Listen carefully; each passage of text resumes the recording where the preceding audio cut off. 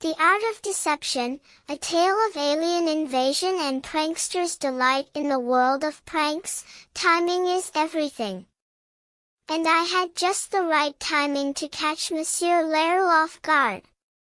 You see, he was an avid fan of all things extraterrestrial, spending hours scouring the internet for updates on alien life and UFO sightings.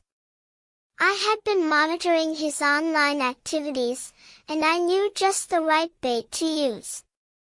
I created a fictional blog post, announcing a robot invasion scheduled to take place on April 1st, the same day as the alleged alien attack. I knew Monsieur Lerou would be hooked, and his absence from school would be the perfect proof of my prank's success. As I sat in the school's dimly lit computer lab, I couldn't help but feel a sense of excitement and anticipation. I had set the stage, and now all I had to do was wait for the main event. And what an event it was going to be!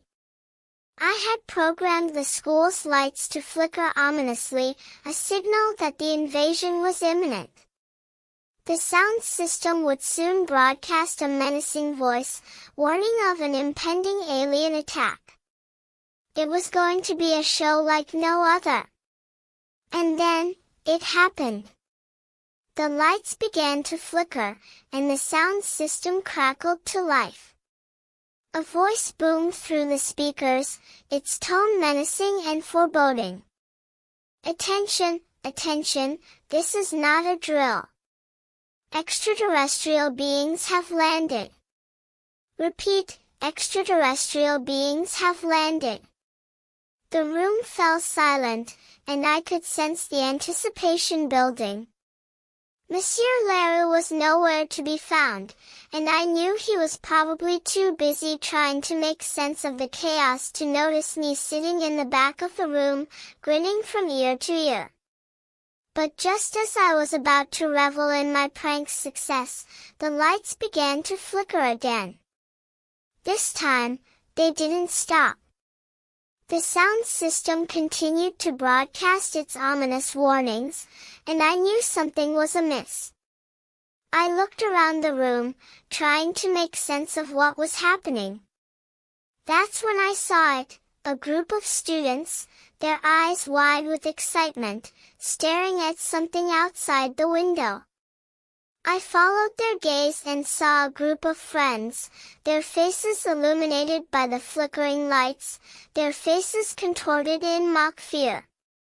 And then, it hit me, this was no alien invasion.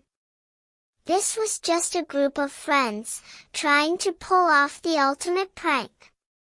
I couldn't help but laugh at the absurdity of it all.